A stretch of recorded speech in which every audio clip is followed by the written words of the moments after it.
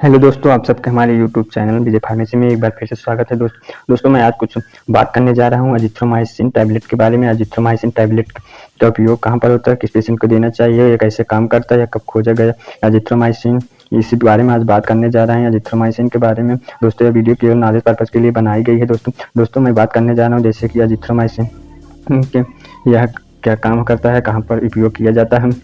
जैसे बात करते हैं कि यह अजिथ्रोमाइसिन, पहले हम बात करते हैं कि अजिथ्रोमाइसिन किस क्लास की मेडिसिन होती है। जैसे कि हम अजिथ्रोमाइसिन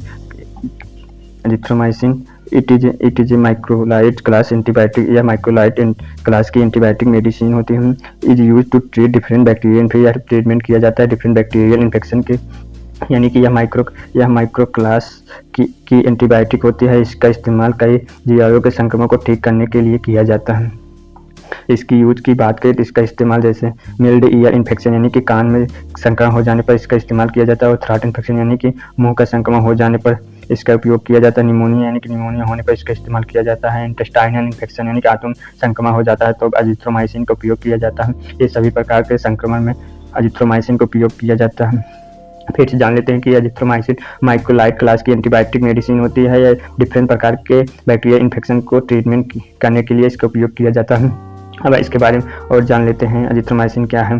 अजिथ्रोमाइसिन अब जान लेते हैं और इसके अजिथ्रोमाइसिन क्लास की मेडिसिन क्या होते हैं। माइक्रोलाइड क्लास की एंटीबायोटिक मेडिसिन और कौन कौन सी होती है, जैसे सम अदर माइक्रोलाइड क्लास की एंटीबायोटिक मेडिसिन जैसे है इरिथ्रोमाइसिन या इरिथ्रोमाइसिन और क्लोरिथ्रोमाइसिन, रोजिथ्रोमाइसिन, अजिथ्रोमाइसिन, ये सभी प्रकार की मेडिसिन एंटीबायोटिक मेडिसिन है। यह माइक्रोलाइड क्लास की एंटीबायोटिक मेडिसिन होती है।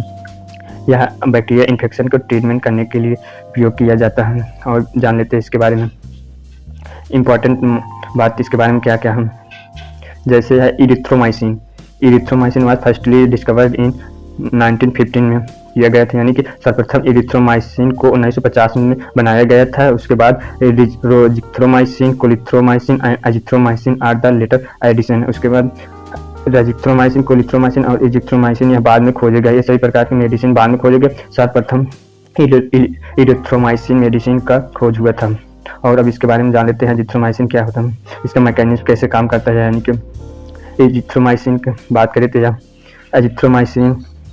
Azithromycin inhibit bacterial protein synthesis by effect ribosomal translocation. Azithromycin bacteria के अंदर राइबोसोम को ट्रांसलोकेट नहीं होने देता है, जिससे कि प्रोटीन की सिंथेसिस रुक जाती है। ऐसे काम करता है इसका मैकेनिज्म। और इसकी कुछ बात जान लेते हैं। This drug mainly bind with 50 ribosomes unit के बैक्टीरिया राइबोसोम्स होते हैं या जीवाणुओं के 50 राइबोसोम को प्रभावित करती हैं। अब एजिथ्रोमाइसिन का और कुछ बात जान लेते हैं। Azithromycin it's low concentration of drug act bacteriostatic. इस दवा यानी कि इस दवाई की कम मात्रा दी जाए तो जीवाणुओं की वृद्धि को रोक देती है। और इसके बारे में जान लेते हैं next step. If given high concentration of drug then it's as bactericidal.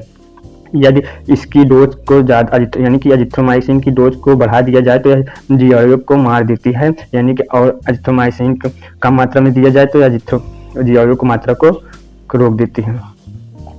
अधिक देने पर अजिथ्रोमाइसिन टैबलेट को या जीवाणु की मात्रा को मार देती है, और कम देने पर अजिथ्रोमाइसिन की डोज या जीवाणु की मात्रा को रोक देती है।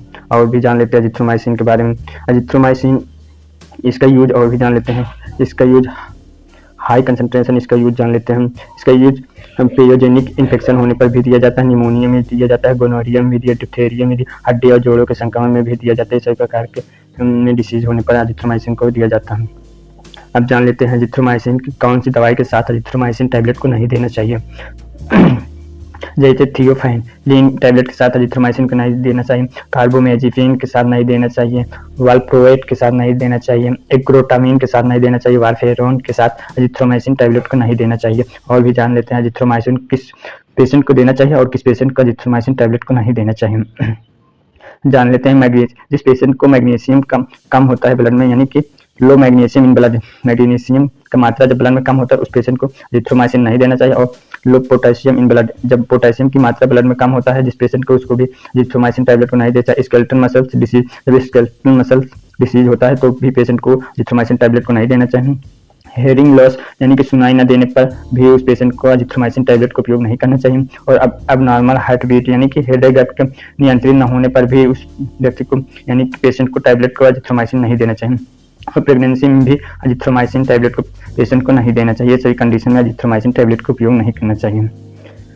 अब जान लेते हैं अजिथ्रोमाइसिन की टैबलेट को डोज कितनी देना है, कितनी नहीं देना है।